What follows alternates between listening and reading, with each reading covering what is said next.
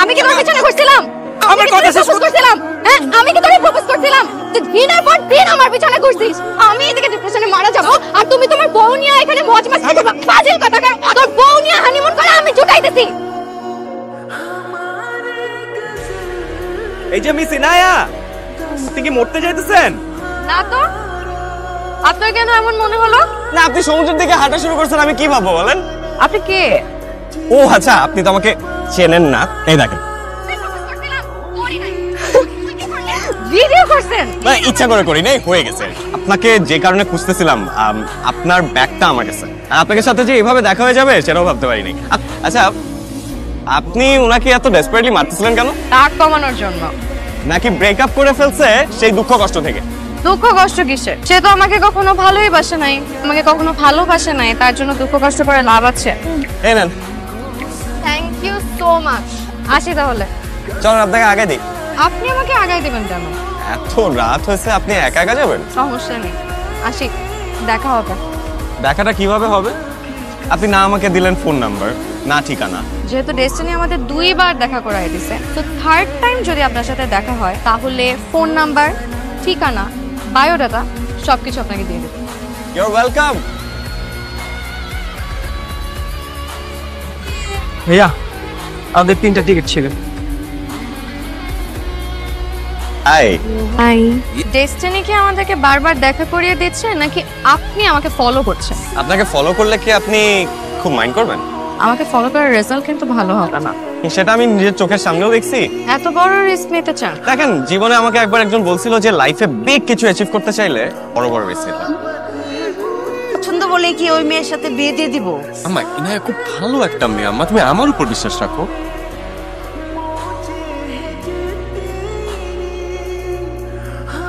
Aunty কেমন আছেন? আহিরকে কতবার করে বললাম আপনার সাথে একটু দেখা করিয়ে দিতে, দেখাই করাই দিল না। আহির তোমার কথা এতবার বলছে, তোমার সাথে আমাদের পরিচয় হয়ে গেছে। কখনো চিন্তাও করতে পারিনি যে তোমার সাথে বসে এভাবে তুমি ডিনার করো, আর তুমি আমার লাইফ পার্টনার হবা, সেটা তো চিন্তা করার প্রশ্নই আসে। যদি কখনো আমাকে ছেড়ে যাওয়ার প্ল্যান করে থাকো? দেখো, প্রত্যেকটা মানুষের জীবনে জীবিত থাকার অধিকার আছে। একদম ডিরেক্ট মার্ডার করে ফেলবো।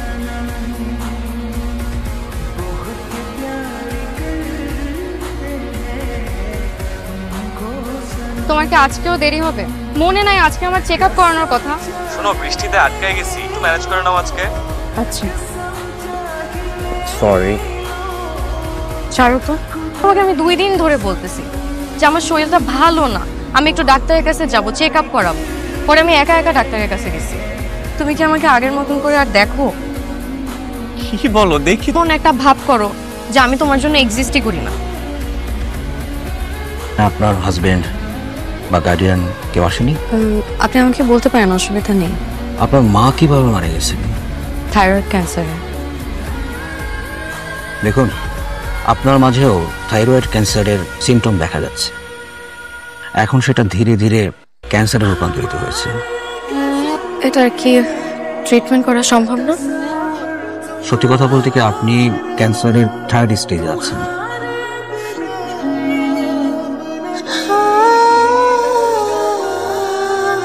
কি ব্যাপার, কতক্ষণ ধরে বেল দিতেছি, কি খুলতেছো না?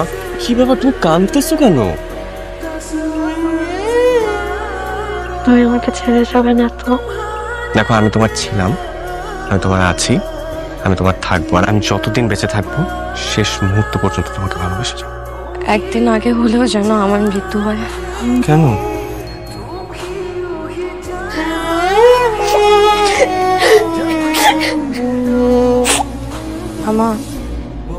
আমার ছোটবেলায় কি কোনো রোগ হয়েছিল? তোর মা মারা যাওয়ার পরে তোর জ্বর হয়েছে। এই কথা জিজ্ঞেস করতেছিস কেন মা? কিছু না। কি হলো, তুমি এত সিরিয়াস হয়ে যাইতেছো কেন? তুমি ছাড়া তো আমার কেউ নাই। কিন্তু আমি যদি আগে মারা যাই? অসম্ভব, তোমার আগে আমি মারা যাবো। কিন্তু আমি তো তোমাকে ছাড়া এক মুহূর্ত বাঁচবো না। আচ্ছা বাবা, ঠিক আছে, দুজন একসাথে মারা যাবো, এবার খুশি?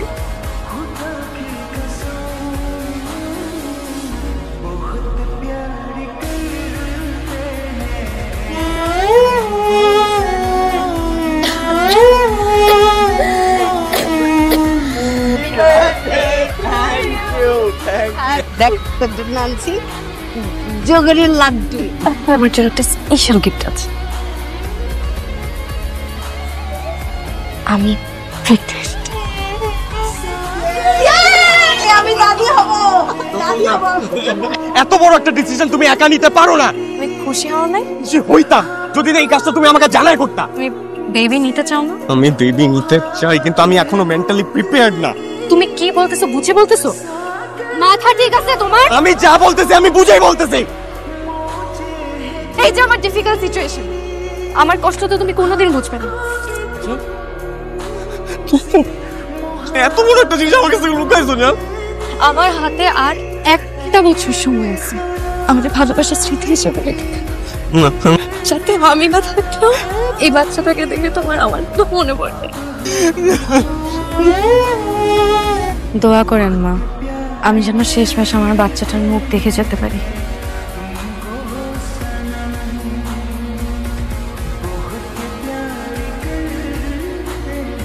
আমি তোমাকে অনেক মিস করবো ভাই।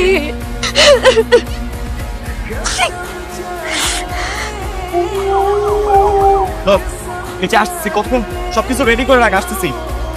এরকম একটা ক্রিটিক্যাল সিচুয়েশনে আপনারা বাচ্চা নেওয়ার মতো হার্ড ডিসিশন নেন কিভাবে? একজন মায়ের ইচ্ছাকে আমি কিভাবে অগ্রাহ্য করে বলবো? তারপরও আসলে ডাক্তার হিসেবে আমাকে বলতেই হচ্ছে, বিষয়টা খুবই রিস্কি, অনেক ধরনের কমপ্লিকেসি আছে।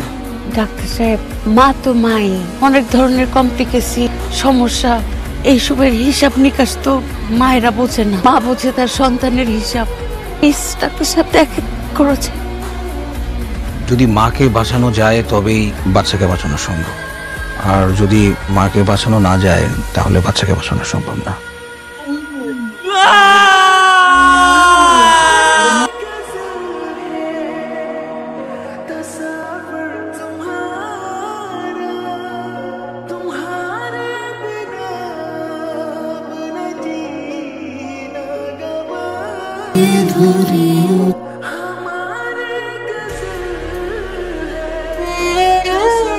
কিরে মুখ এরকম কালা করে রাখছিস কেন? মোটরে যাবো নাকি? তো নিয়ে কখনো ফাইজলামি করবি?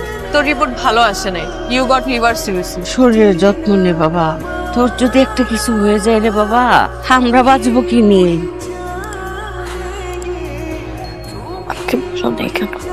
বলতে চেয়েছিলাম, বিশ্বাস করো তোমার মতোই বলতে পারি নাই। তুমি এত অসুস্থ, অথচ একটা বার আমাকে বুঝতে হবে।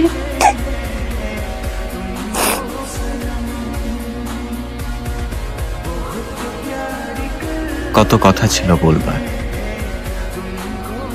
অথচ মৃত্যু দাঁড়ালো দুয়ারে হঠাৎই এমন করে।